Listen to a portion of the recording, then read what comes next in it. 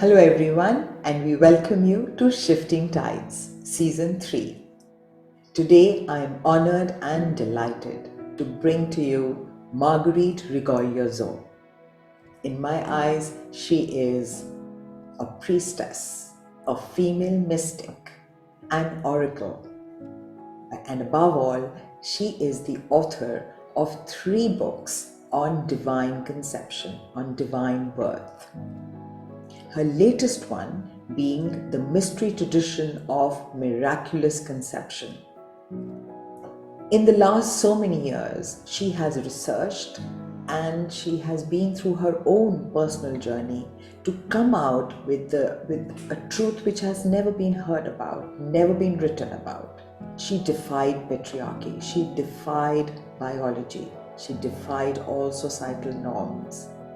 And she has very convincingly given us an insight into our collective divine feminine past. So let's welcome Marguerite Rigoglioso. We welcome you, Marguerite, on our show Shifting Tides. So glad to have you on our show. It's an honor to be here, Mahima. I read your recent book, Marguerite, which is The Mystery Traditions of Miraculous Conception. And this is the first time I've come through a subject like this.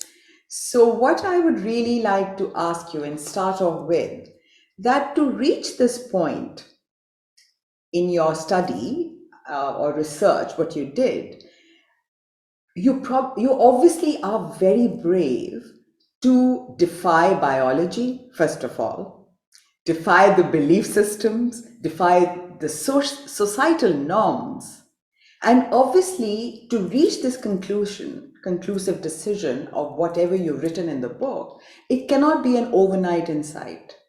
It's Correct. it's taken you, it must have been a long process. Yes. So many questions. I am flooded with questions with regards to this, but I would like to start with, first of all, where are you from and what faith were you raised in? All right. Yes, and just to start off, to say that what you're referring to in the book is the realization that virgin birth is something real that women can do, that women have done as a holy practice for thousands of years, that Mary was not the only one. Mother Mary was not the only one. She was part of a lineage, although she was a very great practitioner in this. So yes, that concept to some degree defies what we consider as medical biology, but not really when you look at it. It defies belief, faith, doctrine, only in that it expands it beyond Mary. And it shows that Mary was an active priestess and conscious conceiver, not a passive victim to this pregnancy with Jesus. So it both verifies faith in terms of the Christian tradition, but it also stretches it beyond its bounds. And it can be an uncomfortable place to go because many secular people, even feminists, cannot embrace this concept. So yes, it really does stir many pots. My own background is that I grew up Catholic in New York State, in the Eastern United States. And I went to church. I did not go to Catholic school. I went to public schools, which in the United States are, government-sponsored schools.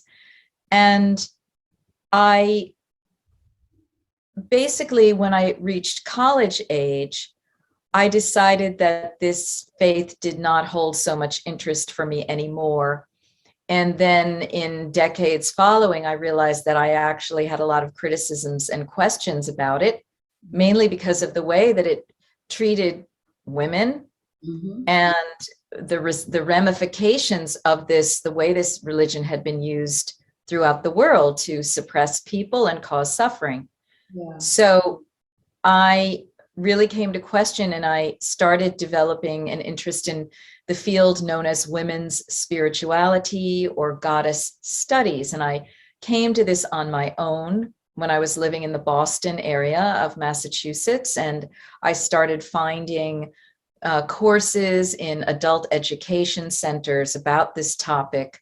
And it was really a revelation, because then I realized and was shown that there were books that had been written about this from archaeological and theological perspectives about raising up the sacred feminine, the fact that people around the world have venerated goddesses, which is nothing new to people in India and various other countries. But, you know, in the West and the European tradition, largely we had lost that under the suffocating veil of Christianity, where the only female figures who were poking through were some saints, Mary, and then Mary Magdalene, right? So I then took a very serious detour. I mean, I began studying the sacred feminine, goddess traditions and priestess traditions around the world through non-accredited programs that I was involved in. And then I said, I want to get more serious about this, and I would like to explore it even from an archaeological perspective. But where I ended up was at the California Institute of Integral Studies, which is an accredited institution that offers BA completion, master's, and doctorates. And I ended up getting my master's and doctorate there, essentially in the field of women's spirituality. But the last thing I'll say before jumping to your next question is that the concept that women were actually practicing virgin birth did come to me in a flash. Yeah, that's exactly what I wanted to ask you. A flash of insight. It was sudden. Yeah. What was happening, Mahima, the backdrop for that was that I was doing my master's thesis research at CIIS on the goddesses Demeter and Persephone, the mother-daughter goddesses of the grain and the springtime. And I was looking at their veneration in Sicily, one of my ancestral lands. And I was reading a book by a woman named Anna Maria Corradini called Meteres, meaning mothers, a very scholarly, fine book, where she suddenly started talking about the fact that the relationship between Demeter and Persephone, that Demeter's birthing of Persephone, her daughter, was originally in its original form, its original story, parthenogenetic, meaning that in the story we've come down to here in the West, it was that Zeus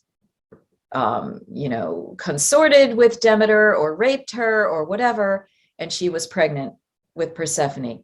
But what Anna Maria was suggesting through this research is that no, the original story there was that Demeter had the capacity to become the androgyne, the male-female in and of herself, conceive and give birth to Persephone. And that's how these lineages of goddesses transpired. And I tell you, Mahima, there was something in what she was saying and how she was saying it. And I just remember standing in my brother's apartment at that time. It was in Brooklyn, New York. And I had this opening in my mind, and it was, I was already starting to recognize, and later would recognize even more, that it was an open, expanded state thought. And the thought was, oh my goodness, women were actually doing this practice of parthenogenesis. And from there, I began researching the ancient Greek records, the historical documents, the legendary documents, and the mythological documents, exploring ancient priestesses and their practices. Everywhere I went in all of those stories, I started realizing these stories are describing forms of divine conception. Why did we not exactly see this before? And then I went deeper and deeper and deeper. And then I realized, oh my goodness, of course, Mother Mary is right in that lineage, but she did not act alone. Yeah. So this is the road. This is how I started on that road. It led to me writing my doctoral dissertation at CIIS on divine birth in ancient Greece. I call my dissertation Bearing the Holy Ones, Yeah. a study of the cult of divine birth in ancient Greece. And it became my first two books, The Cult of Divine Birth in Ancient Greece, and then my second one, Virgin Mother Goddesses of Antiquity. And then that, I was gestating many different things.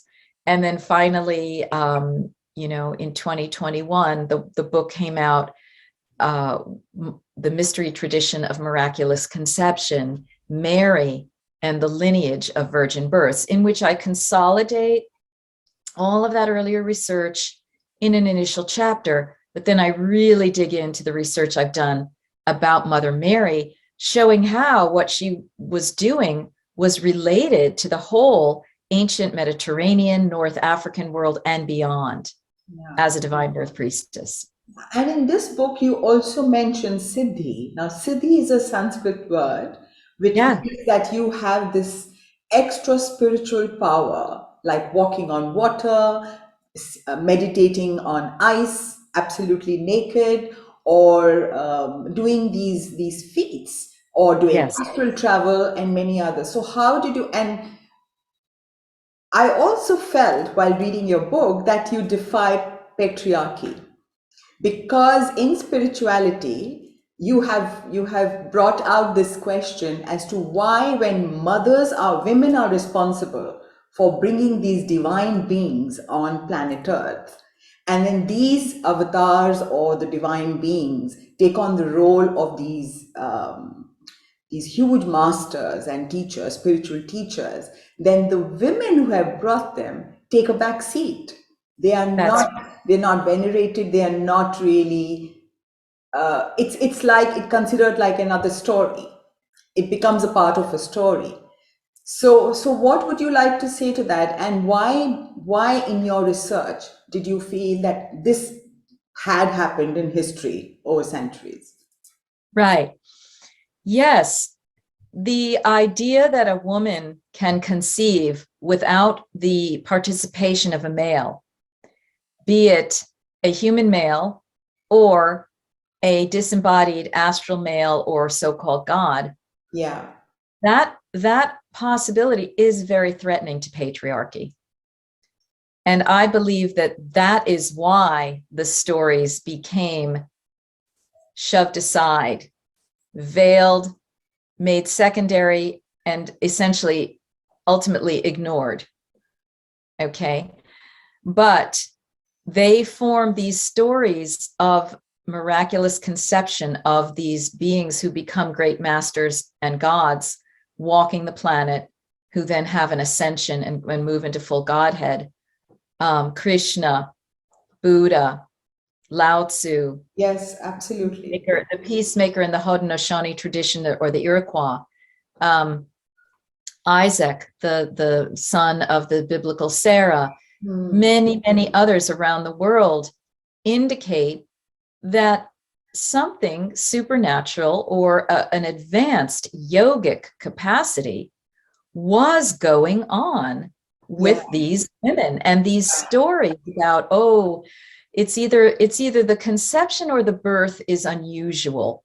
You're in I started realizing as I amassed these stories, you're in the territory of a divine conception of some kind. And there are different types of it. One is the parthenogenesis, where the woman alone conceives, but there are other types. It was through the sheer volume of the stories, and then looking at the Greek tradition, and then looking at the Egyptian tradition, where it was understood historically that the pharaohs were born of a queen's divine conception ritual. Then you start understanding that something else is going on here. And that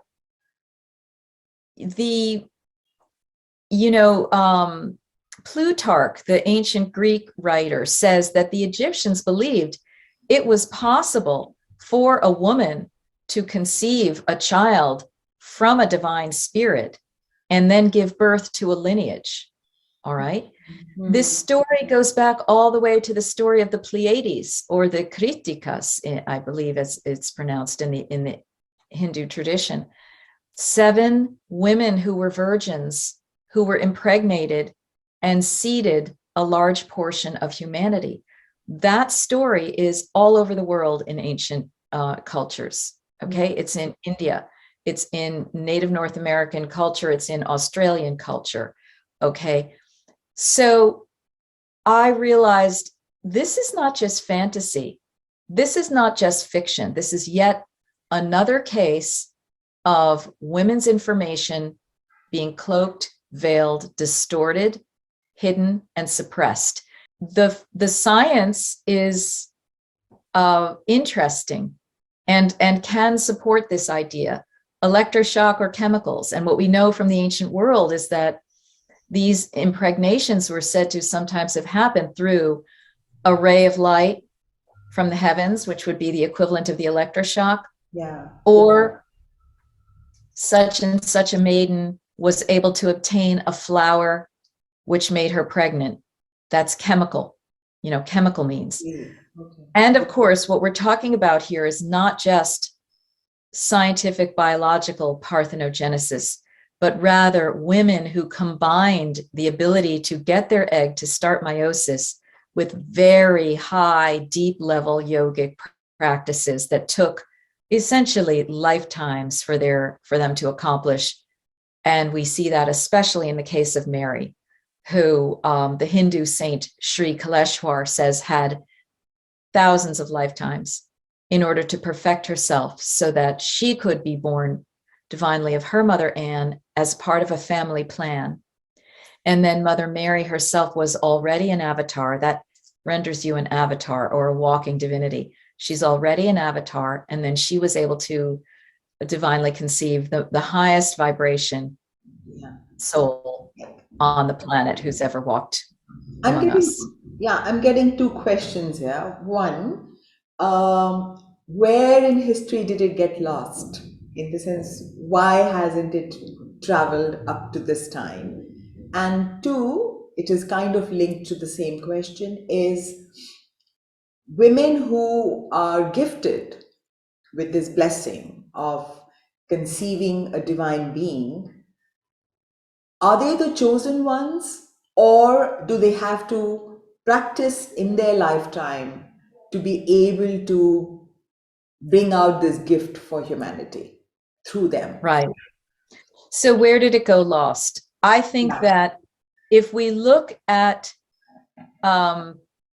the work of Maria Gimbutas, the Lithuanian archaeologist who looked at the archaeological record in ancient Europe and Greece, for example, she dates the arrival of patriarchy to about 3000 BCE. Okay. That's when you start seeing the shift in the iconography from what Rion Eisler calls Gaelanic, meaning male, female in cooperation, in harmony, art and stone structures and things that represent that, or where the females are predominant.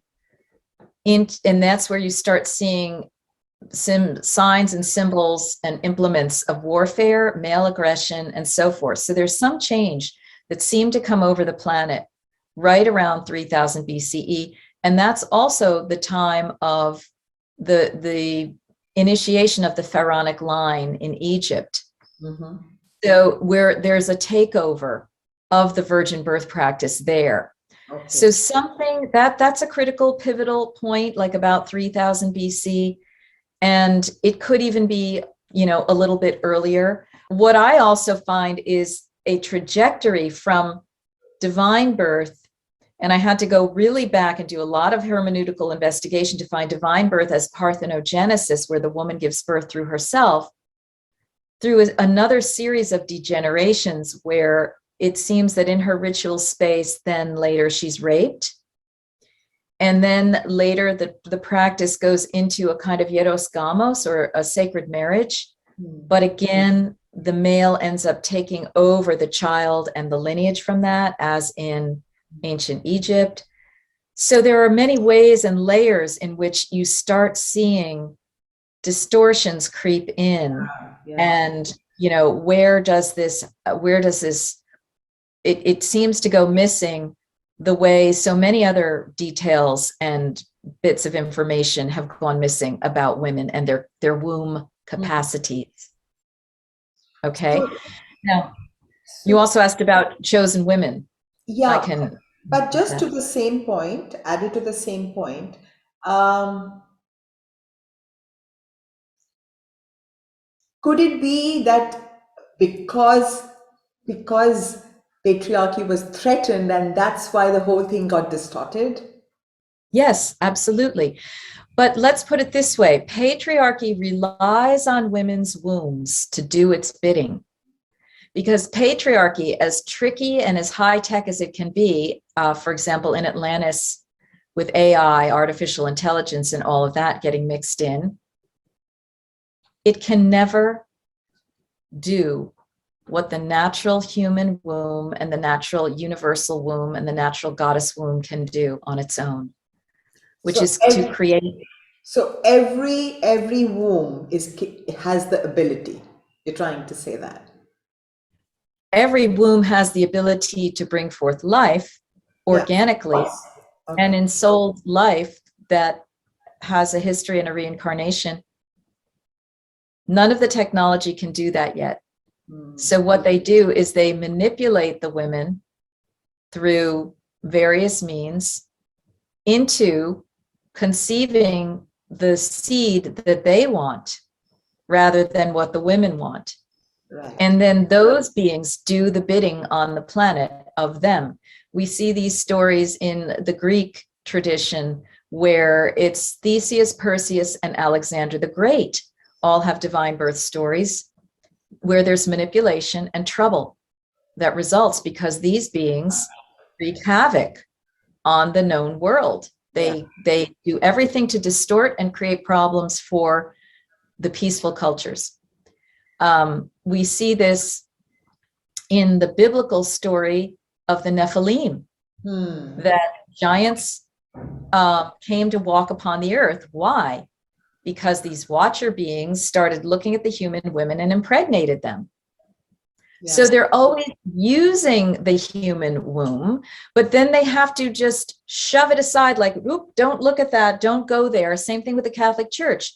They rely on the fact that Mary was capable as a priestess of bringing in a high holy avatar, because they need that holy avatar to do what they want to do. They've hijacked the concept of this holy avatar and what he was all about anyway, twisting it into creating repression and warfare for people when that wasn't what this avatar was about anyway. But they never want you to look very close at Mary. She's barely even in the New Testament. There's more said about her in the Quran, the Islamic Quran. So this is where you have to be a really intrepid hermeneutical investigator and say, wait, I'm teasing this out, I'm teasing that out. This means that, and this means that, and I know what that symbol means. And oh my goodness, this means that such and such is true. I mean, that's the process that I've gone through in order to tease all of this out and to shine the light on patriarchy and say, hey, you're using women's wombs, but you're hiding from us what our own power is. Yeah. And women's wombs are tremendously capable of doing all sorts of things, from birthing children to creating healings, to receiving astral information, to receiving divine beings. Yes, the whole gamut. I would love you to expand on that. That's wonderful. That's great knowledge. But before that, I would like you to answer my second question: that are the women the chosen ones, or is it is does the woman work on herself? in terms of spiritual practice so that they can give birth to an avatar or a divine being. As the history of humanity became more and more degraded, the spiritual practices got more and more difficult to accomplish. And the spiritual personnel became shorter and smaller and sequestered. So at that point, all holy people had to work harder and harder and harder at what was once natural in, say, the pre-Atlantean time of Lemuria, or whatever name we want to give to earlier epochs of time when humanity was a happier species because it was more connected with its own divine human blueprint.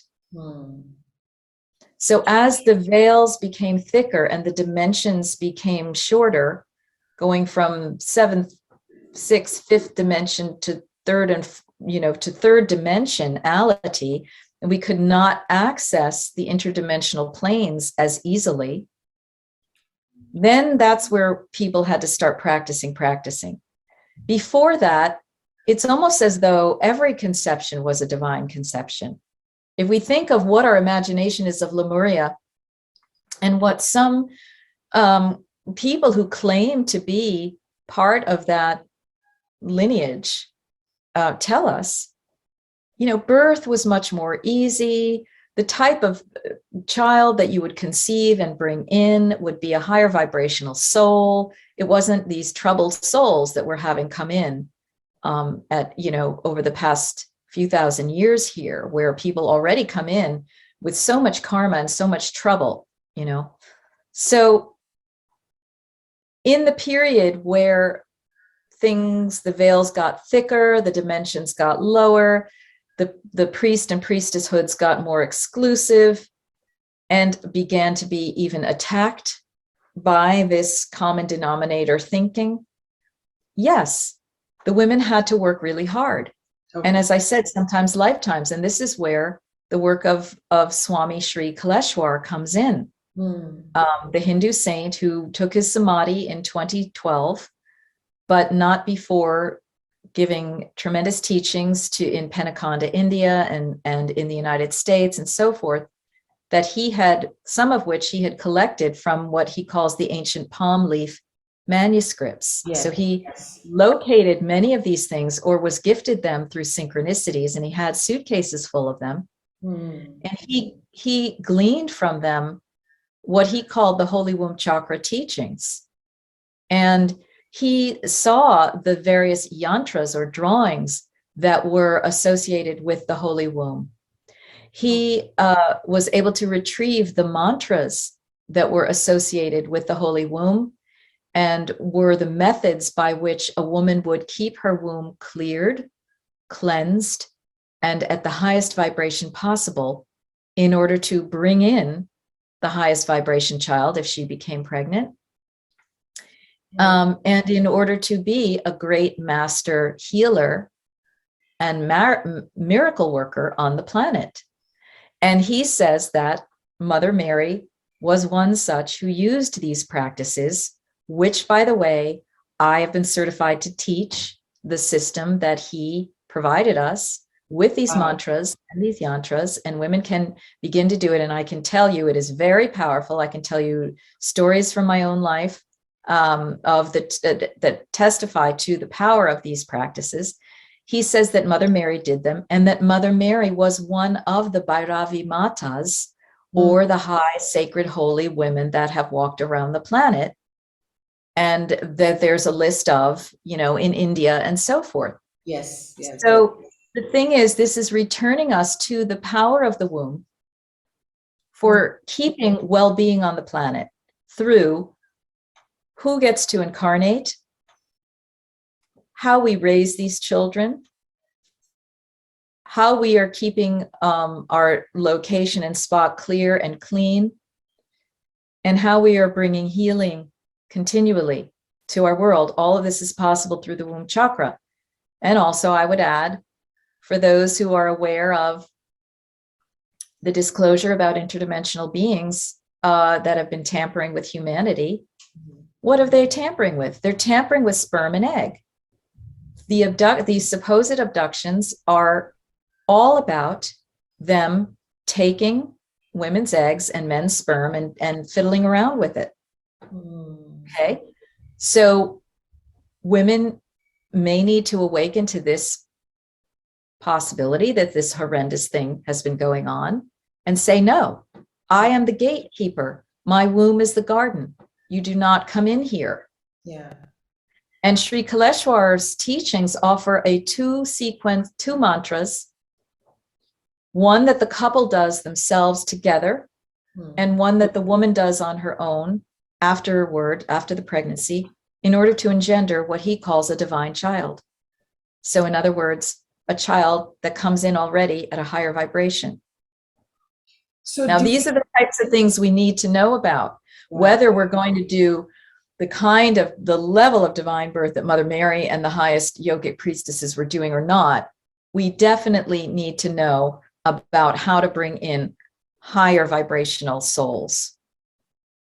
And in your entire period of studying this and researching and also getting your teachings from Sri Kaleshwar, have you had an experience of a divine birth within your circle? Yes. Let's say that I know of several women, one of whom I know personally, the other of whom I sat in ceremony with, and others of whom I know of through stories that had divine conceptions.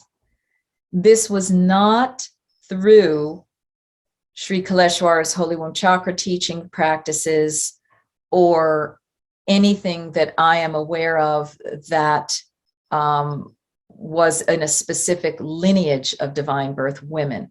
But I can share what those several stories are if you would like to hear them. Yes, one of them for sure. All right. Well, one is a woman named, that's not really her name, but we call her Lori. And this is in the United States in 1976 on Christmas Eve. This woman had been a breatharian. So she had been a very high spiritual adept, surviving without anorexia, just keeping a natural body weight through water and strained grape juice and just prana. She was a very loving, high being, and she spontaneously conceived through a flash of light on December 24th, 1976. Wow. That story is told by my friend Den Poitras, who knows her, hung out with her, and he writes about it in his book, which is entitled Parthenogenesis, Women's Long Lost Ability to Self-Conceive. That baby, the medical establishment got wind of it while the baby was in utero. And I think something might have happened there. They wanted to do all this testing due to the fact that they said her blood was so pure. I think there were shenanigans with that. The baby was born. It was a girl. It only lived 3 months, though. Oh. And then it died. So the planet cannot handle the vibration of these children. And also, the other important component when women do this practice is they need a support circle of protection. Yes. She did not have that, so she's vulnerable. The next person that I was aware of who divinely conceived is Divine Amma. She's a Hindu woman who has her own ministry. It's not Ammachi, but she is married to a Swami husband. Okay. And she publicly stated that she conceived her child through her third eye while her husband was away. And I met the daughter. She was a young girl at the time. She was in our circles in California and so forth.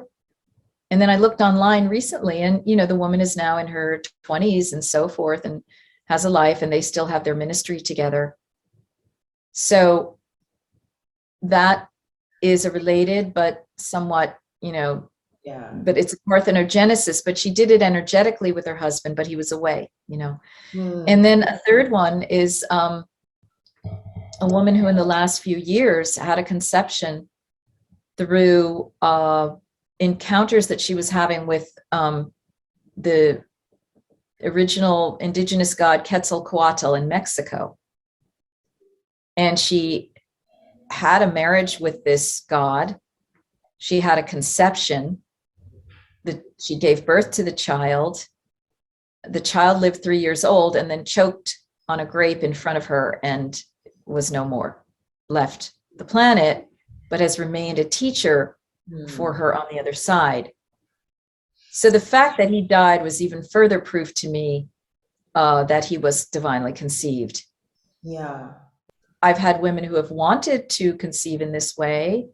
And what I've observed in them is that they're not energetically or spiritually ready. They still have too many wounds, and they don't have enough knowledge, and they don't have enough humility. Because humility is a very great portion of this, and that's what you see in Mary and Anne in their stories. That's right. And Marguerite, tell me, you've obviously you've walked against the tide. You're not really with the with the tide in the society. How have you managed to navigate your own life through all this? Because obviously you'd be questioned by everyone at Right. every stage. Yeah. So how have you navigated, and how has this knowledge impacted your personal life? um, I received in a sacred ceremony the information that I was revealing the truth of divine birth because in a previous incarnation, I had broken my virgin vow, and I had thereby given birth to a being that created problems on the planet. And I've spoken personally about who that family was and so forth. So I have accepted that this is part of my path, my karma, and the mission that I agreed to. I have also been shown in ceremony that I am an ambassador from the Pleiades. And the Pleiades is the location where 7 of their female beings' wombs were used to seed humanity in large part, or do some kind of genetic tweaking of humanity. So because of my work on the inner planes through ceremonies and open states of consciousness, I understand and embrace all this. There has been no question in my mind about doing this, bringing this information to the world. And over the years, for anybody who's on the spiritual path, who is saying things that are counter to patriarchy and who is saying things that are exposing certain doings under the surface, there's some feedback there. There's responses. And so it has not been that easy. I have sacrificed a lot. And I've had many years of the dark night of the soul, of emotional pain that goes back to the loss of my mother when I was 10 years old. So I had that core wound. But over the years, what I've come to understand is that I've been releasing karma from about 12 lifetimes in this one, all at the same time. And some of those lifetimes have to do with times when I was quite the perpetrator. I really transgressed, and in numerous ways. And therefore, that karmic wound that I had of the mother loss in this lifetime was the means by which I could find my heart in this lifetime, along with doing this mission of revealing divine birth and exposing certain doings. So the more I do that inner healing and inner love, for which Mother Mary became a companion and a teacher and a mentor in my life, the less I am affected by anything coming back at me that wants to silence me. And it really, I just develop a kind of neutrality around it that does not attract any of those energies anymore. So it's been a very long decade, in particular, with this work coming out. And I also feel and sense that a lot is shifting on the planet in terms of these beings that have been trying to control the show for millennia. And I think there is a battle that's been going on, but the loosening of the grip of them, they're losing their grip. That's right. And as they lose their grip, this is not going to be as much a domain of suffering as it has been on the planet. Okay. Mm-hmm. And as that grip is loosened, there's less and less attack toward people who are speaking certain information. So my main masters right now are working with the authentic Jesus, the authentic Mother Mary, who I've discovered and I will continue to write about, and the protector being Betala, who Sri Kaleshwar says worked very closely with Jesus. So as I move into my own ascension, the inner awakening, yes, into the multiple dimensions of reality, and the fact that the soul's journey is to love, is one of love, my life becomes calmer and more joyful. And so that's why I continue to work with Mother Mary in that regard. And so it's become a very personal journey as well as an academic one and a spiritual one.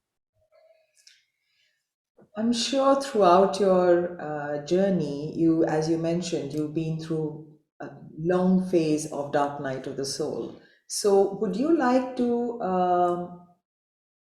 quote one such experience where you really took a dip and you got an awakening of sorts, or you got a moment of um, transformation, or you saw light? Any such one experience, if you could cite or remember? Yeah, there's a few, so let me just tune in to which one I should really use here. There were episodes of particular that would stab me with particular pain that had to do with romantic relationships with men that did not work out. Yeah. Okay. And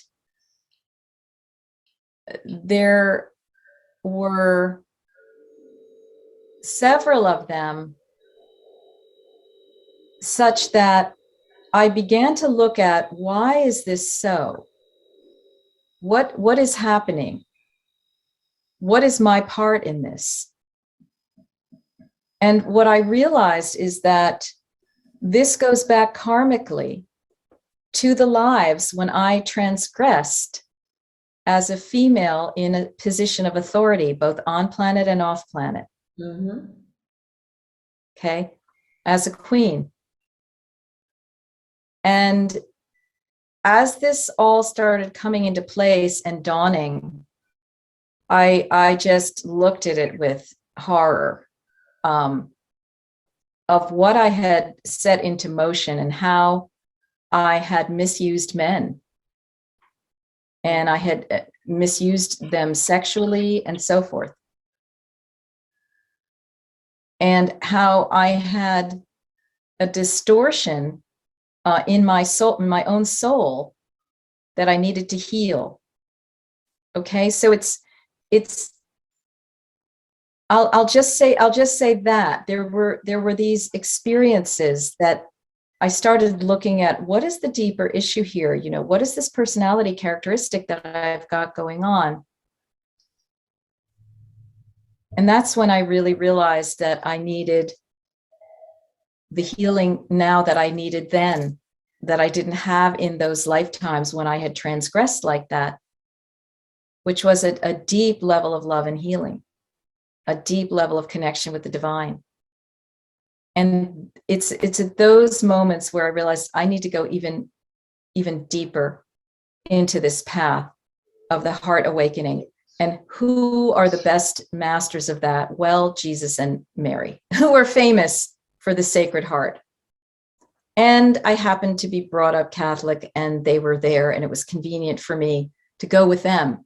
I think other traditions have other beings that might be more recognizable or familiar or comfortable. You know, that was just for me what I was going through. And so I now offer that transmissions of Mother Mary around that, you know, based on what I have gone through. And also, Mahima, the experience of going through that long dark night of the soul, which really felt like it was decades, because that trauma from childhood continued to reverberate. Yeah. The trauma of mother loss, the trauma of various types of abuse that I had experienced, it continued to reverberate. But this was the lifetime where I was going to do the healing of that and not repeat those behaviors anymore, not take them into the next life, you know? So I forgot where I was going with that, but it might come, but you know, it's just, the humility. It was a humbling. It was a humbling.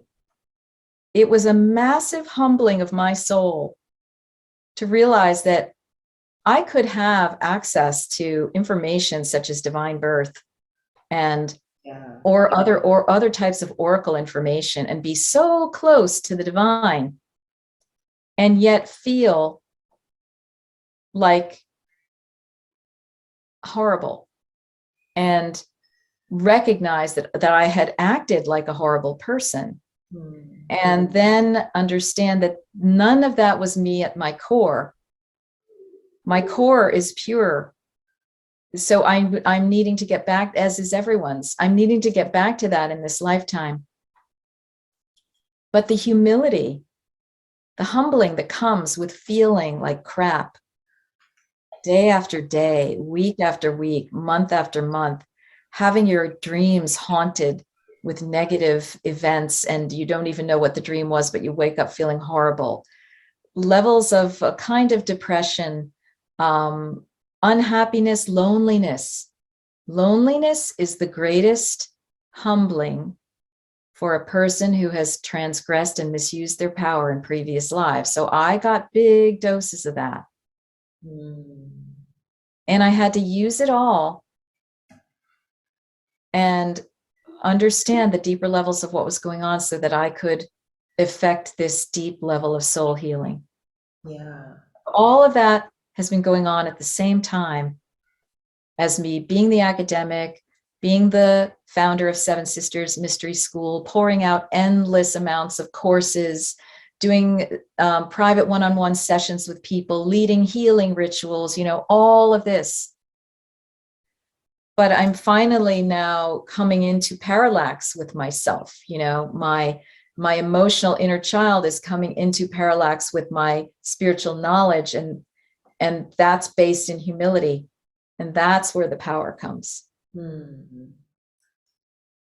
So, with all the healing practices you do under your mystery school, what is that one thing or a couple of things that you are passionate about offering to the world? Yeah. Well, one is for people, and especially women, to access their ability to receive divine information. Access their oracle ability, their psychic ability, their intuitive ability. That I've been passionate about. And I've been teaching that through my Priestess of the Dove Oracle training for at least 4 years now. Okay. I really, really am passionate about women connecting with what I call their divine goddess Sophia self and opening to the information that's available. because we need oracles on the planet. We need to restore ourselves to our innate ability. And the other thing I'm passionate about offering is the information about the Holy Womb and the divine birth, so that we can access our wombs as creative generators and also gatekeepers for the planet again, and then accessing our heart. But also, I would say the fourth is, and this is really where I'm going, is the realm of the subtle beings of the earth plane, what have been known as the Fae, the fairies, the She, all of those, the dragons. Really, that's another veil that's lifting now as to what that's all about. What is that history? Who are those beings? How are they in relationship with the earth and us? Why do we need each other? And what do we need to do to rectify these relationships? Because this humanity's survival is dependent on it. And we, on the simplest level, you can say it's getting in touch with nature. But it's getting in touch with nature shamanically to understand what is the being in that tree? What is the intelligence at that spring? How do I work with them? And these other beings of light that have come in and that are known as the She. So, because they bring the joy, they bring the laughter, they bring the lightness. And at this point, I'm definitely ready for more lightness in my life, as I think everyone is. Yeah. They're all about learning through fun. So you do get the downloadable information. Are you able to download the information and a little clarity on what's going on in the world right now, and where are we Yeah. headed? Where are we headed Yeah. as a collective whole? Yes. Yeah, I can do my part with it. Information will come in based on my own knowing, my karma, my Akashic records, and my personality structure. So, and a lot of it does correspond with what many of the other oracles are saying. And I get this information when I do my private sessions with people. I mean, it's a constant stream of transmission for somebody. Okay. So, Marguerite, amongst your all spiritual practices, which you do on a daily basis, I'm sure, what is that one practice which is non-negotiable, which you do daily? Yeah. Well, when I'm really doing what I should be doing, what it's come down to is a half-hour meditation, and 10 minutes of it is a form of meditation known as running energy. And I was trained in this through my psychic school. It's a particular way of running a colored light visualization through the body that clears and cleanses and gets you to open up into your own oracle space. And then I go into what I call cosmic Q&A, which is conversations with either my goddess self or Mother Mary or my She guide or any other beings that I am connecting with, or just Universal Mother herself. So that's when I do that daily, I stay clear and clean. And I'm also engaged in the full moon, new moon mantra practice that is the continuation of having charged all the mantras from the Holy Womb Chakra training. It's a lifelong practice. You keep it up every new and full moon.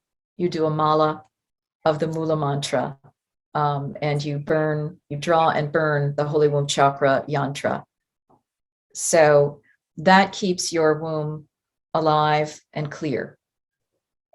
I see. Right now, it's come down to just those simple things. And when I really get out of kilter, all I know what I need to do is sit in front of my altar, or just even in a chair, ground myself into the earth with a strong trunk, and just start breathing until I feel calmer, and get in communication with my higher self.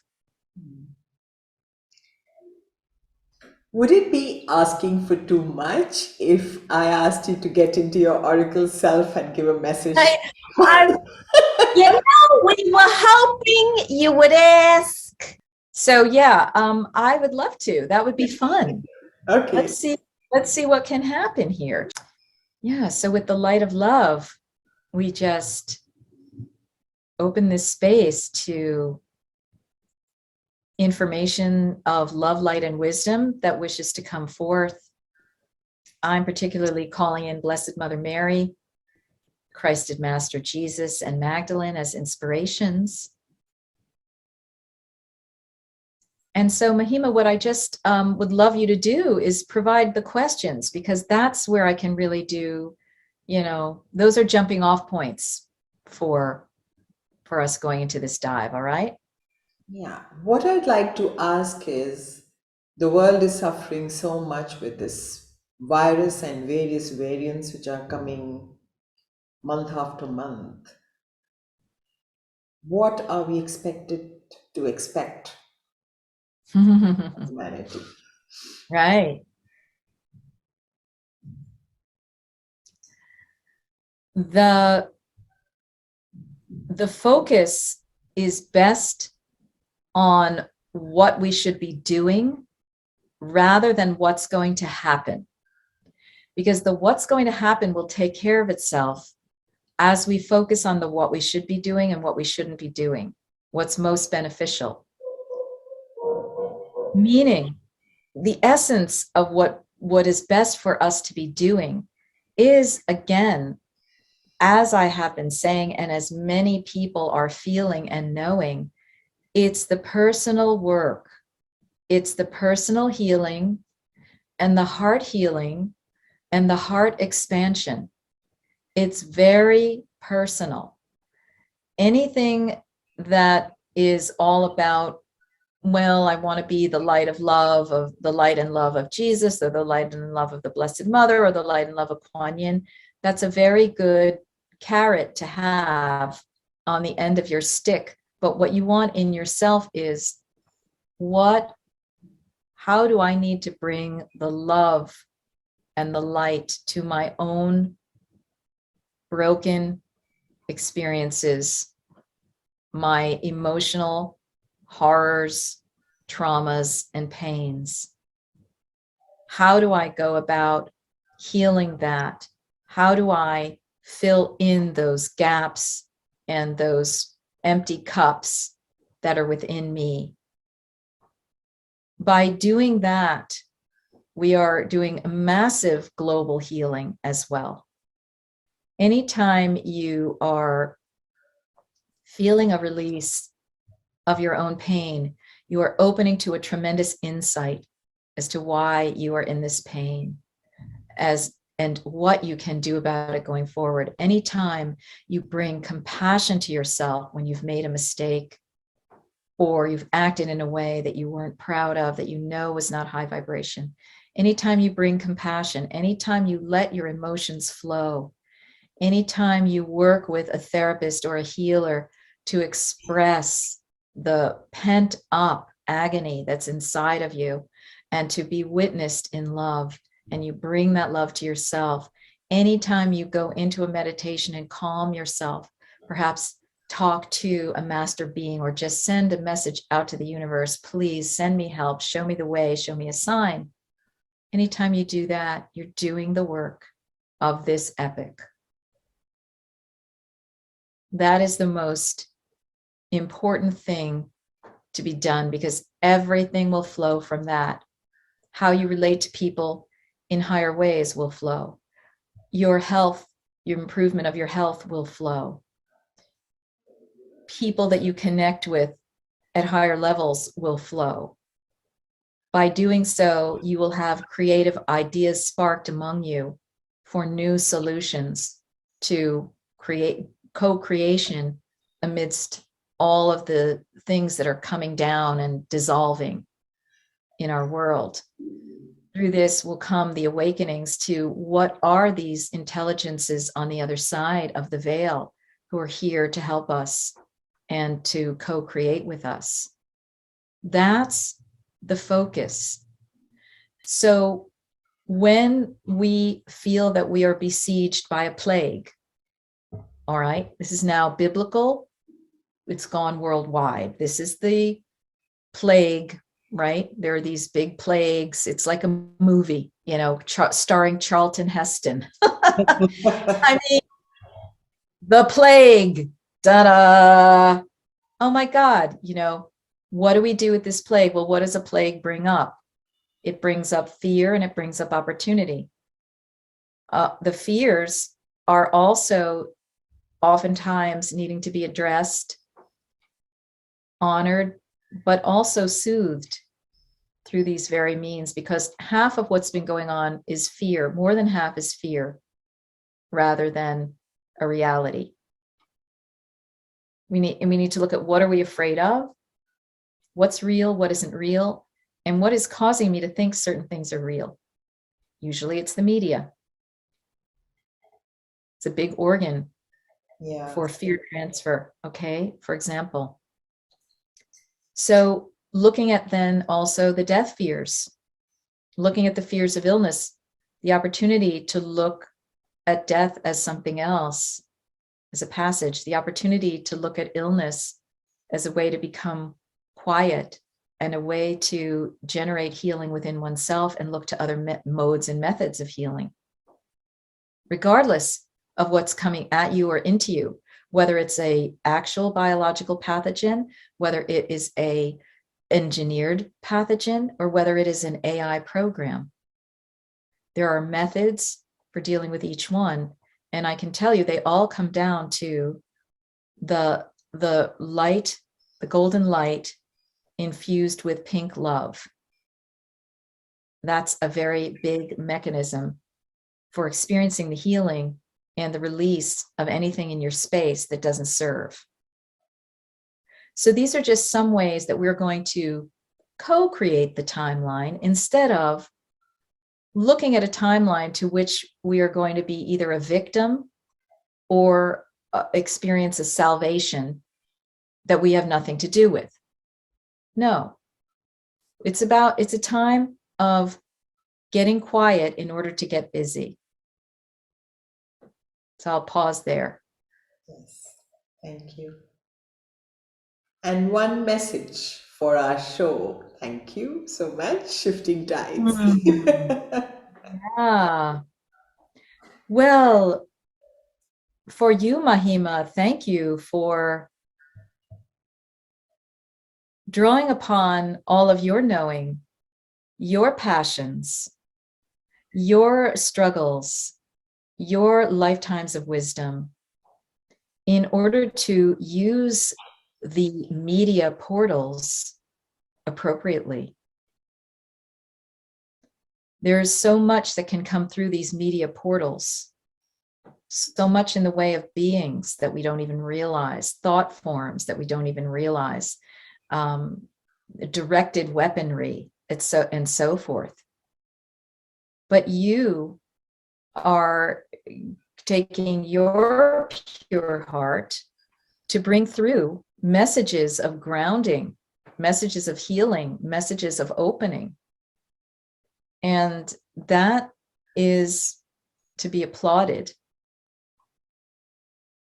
And it's important for all people to become more conscious when they are looking at media, and when they are working with media, when they are producing media, when they are, even putting anything out on Facebook or anywhere, an email, any kind of communication.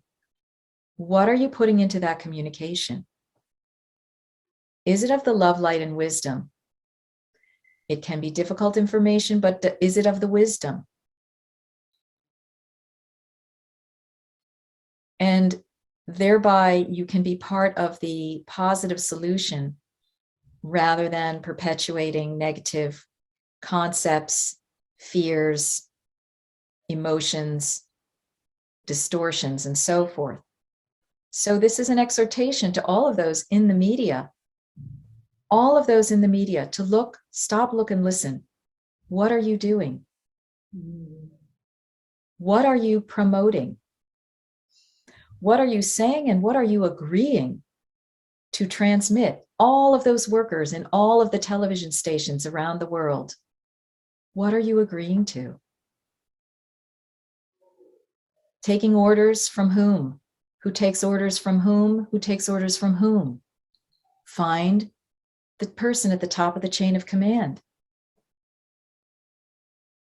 You may not even be able to find that person, but understand, why are you promulgating fear pictures all day long? Those who are being used in all of these technologies, media, high tech, biotech, weaponry, you want to ask yourself, what are you doing? Who are you serving? Who is possessing you? What are you bringing forth? And what is your core essence? Who are you really? Yeah. Yeah. And find your supports to strengthen that and throw off the exoskeletons of everything else so that you can go through life in right livelihood.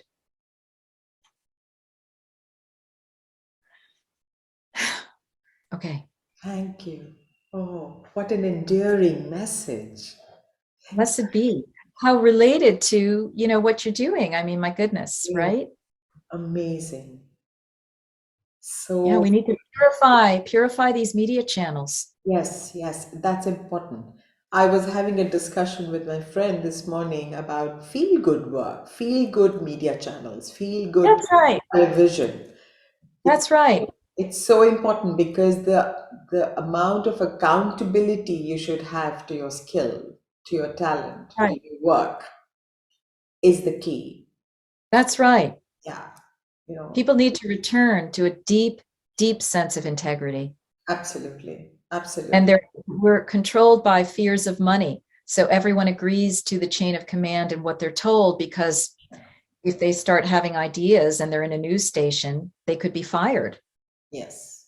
No one has ideas in those news stations. They only take orders. Yeah, And it's a distorted, limited version of creativity that, oh, I get to make this video. yeah. But you're still promoting these messages that are weird. True, true, true. So you have total freedom here with what you're doing. Blessed be. Thank you. Thank you. Thank you so much, Marguerite. It was You're such welcome. an enlightening conversation. Thank you for agreeing to come on our show. Oh, yeah. You're welcome, Mahima. I'm really honored, and I hope this goes far and wide to Yes, assisting people in many different ways. yes, I hope so too. I hope so too. I'm sure it will touch many lives and it will bring, at least people will start thinking Yes. differently, thinking differently. Because when I was reading your book, one thing that popped up in my head is that this is not just for women, it is No, for men. It is that's right. it is for men to understand the real essence, the real meaning of the womb, and Yeah, how sacred it is, the most sacred space. So it's, yeah, you know, and so it is going to change. It's going to change the perception, the way a man thinks about the yeah. feminine. It's going to change that. Yes. And oftentimes with men, I find that it's a relief for them. Yeah. No, I just hope your book reaches far and wide, Margaret. Thank you. Thank It's you a, for supporting me. Yeah, I truly trust that it's going where it needs to go, when it needs to go, at the pace that it needs to go. yes, yes. Thank you. Thank you so much. Thank you. Thank you again, Mahima. Many blessings on your work. Thank you. Thank you. With that enlightening conversation, how can we not come back into our own empowerment? How can we not feel empowered with that knowing? Marguerite has spent so many years in doing this incredible research on a subject that probably lie buried for so many years. And today, when it's out in the open, it is for us to rise and get back our power, get back into that power which was so ours in the past. And I hope you all have enjoyed it as much as I did, spending these beautiful moments with Marguerite. And I'd urge you to go pick up that book and find back your power. With that, we end this episode. forward to seeing you next week once again. Bye bye.